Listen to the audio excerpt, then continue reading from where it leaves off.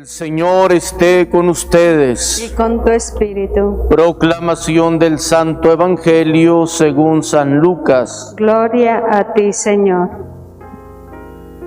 En aquel tiempo Jesús dijo a sus discípulos: fíjense en esto, si un padre de familia supiera a qué hora va a venir el ladrón, estaría vigilando y no dejaría que se le metiera por un boquete en su casa.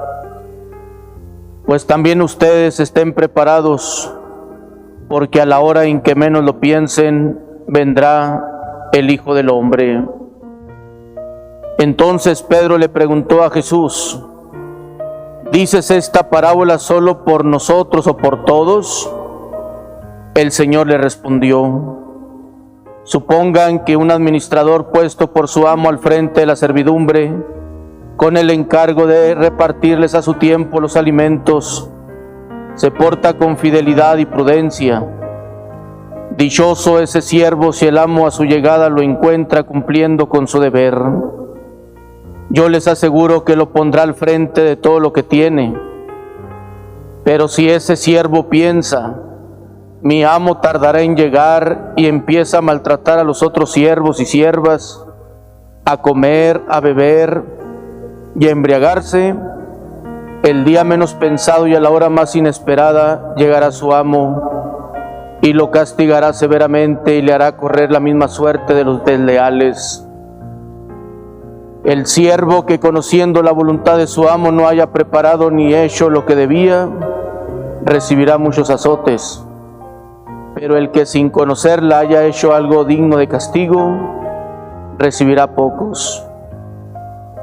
Al que mucho se le da, se le exigirá mucho, y al que mucho se le confía, se le exigirá mucho más.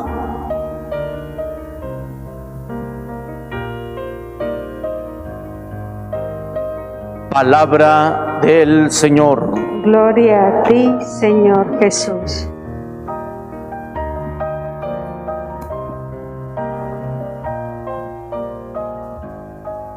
Continuamos con la carta a los Romanos, donde ahí la palabra de Dios sigue retomando estas dos realidades contrapuestas radicalmente, realidades que pretenden anidarse o enraizarse en la vida del ser humano. Y nos referimos, obviamente, decíamos ayer, al pecado y la gracia.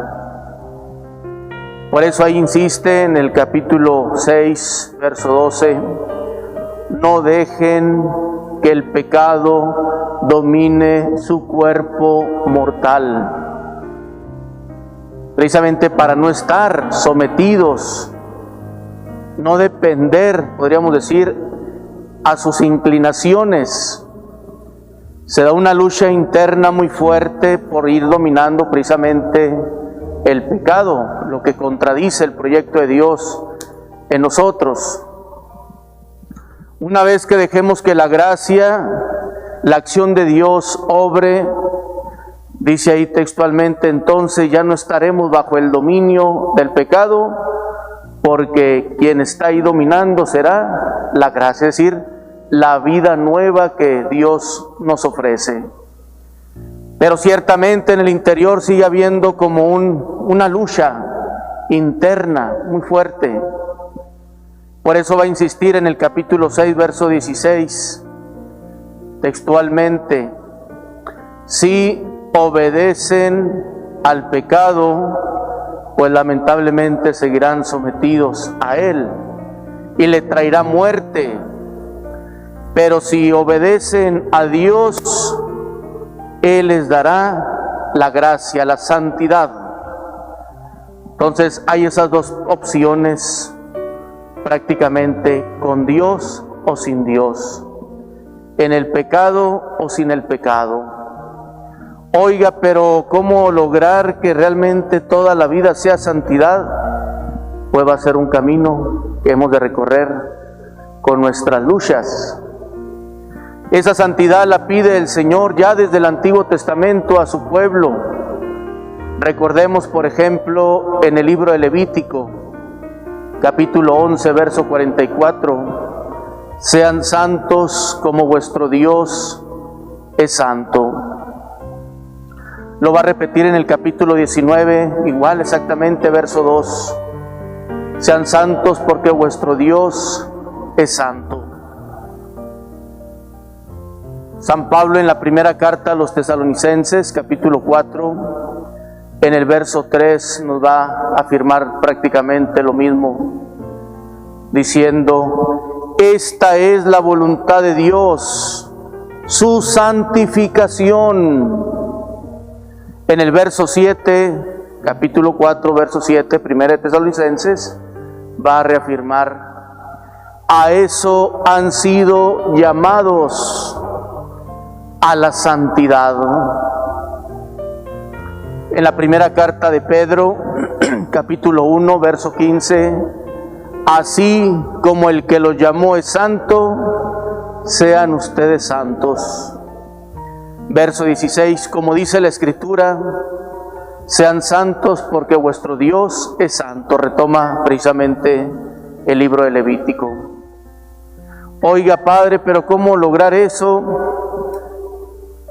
Una docilidad a la gracia, el ir muriendo a nosotros y que vaya resplandeciendo la presencia del Señor.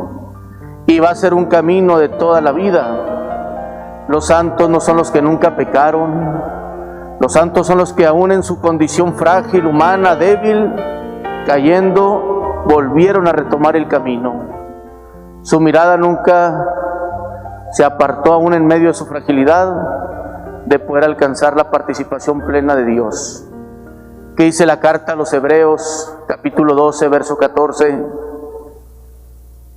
Sin santidad nadie verá al Señor.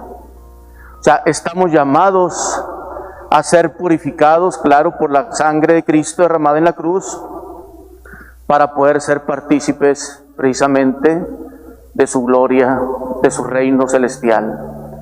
¿Qué nos toca en ese caminar mientras nos llama el Señor?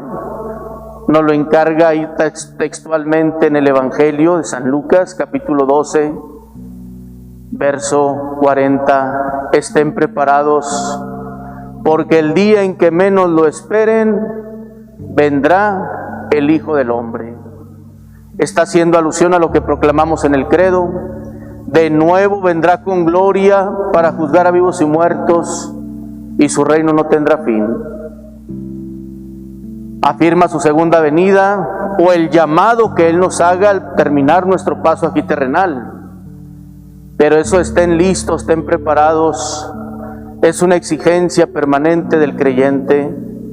Como decíamos ayer, no podemos quedarnos dormidos en nuestros laureles y seamos sorprendidos. ¿Qué dice el Evangelio de Marcos, capítulo 13? Ahí nos va a afirmar tajantemente también: entonces verán venir al Hijo del Hombre rodeado de su gloria, en su esplendor, precisamente haciendo alusión a su segunda venida. En aquella otra parábola escatológica del capítulo 25 de Mateo, versos 31 y 32, cuando venga el Hijo del Hombre rodeado de su gloria y de sus ángeles, se sentará en su trono de gloria y serán convocados ante Él todas las naciones, y apartará los unos de los otros, como aparta el pastor a las ovejas de los cabritos. En el capítulo 24 de Mateo, verso 36, nos da una pauta: nadie conoce el día y la hora. Quien pretenda poner fechas, como ha sucedido, son falsos profetas, son charlatanes. Nomás sabe el Padre Eterno. ¿Qué nos toca pues a nosotros? Dirá en el capítulo 12 de San Lucas, verso 42, ser fieles y prudentes como administradores de la vida que Dios nos ha confiado.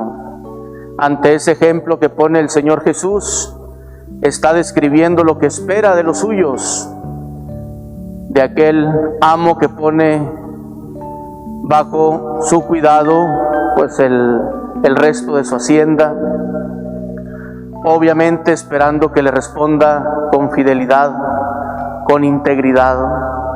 Dice ahí en el capítulo 12, verso 43, dichoso ese siervo si su amo lo encuentra cumpliendo su deber. Es feliz, es bienaventurado. Y que dirá más adelantito, pobre aquel siervo si no cumple con lo que se le había confiado. Será tratado, dice, como un desleal, un infiel, en el sentido de que no respondió a lo que esperaba su amo, su Señor. Y ya por último cierra en el capítulo 12, verso 48, afirmando, al que mucho se le da, se le va a exigir mucho. Y al que mucho se le confía, dice, se le exigirá mucho más. O sea, es proporcional a lo que el Señor va revelando también a cada quien. No podemos cruzarnos de brazos y decir, nunca me anunciaron esto, nunca se me dijo, nunca se me proclamó, nunca se me anunció. Podríamos estar pecando ahí de ignorancia vencible. Lo supimos, pero no quisimos asumir. ¿Qué le pedimos pues al Señor esta tarde? Pues la fidelidad en lo que Él espera de nosotros en este tiempo de vida que nos está concediendo. Que busquemos la santidad, aunque se ha perdido en nuestro lenguaje ordinario, como realmente una opción de vida que Dios espera de nosotros. Lo ha plasmado ahí en su palabra.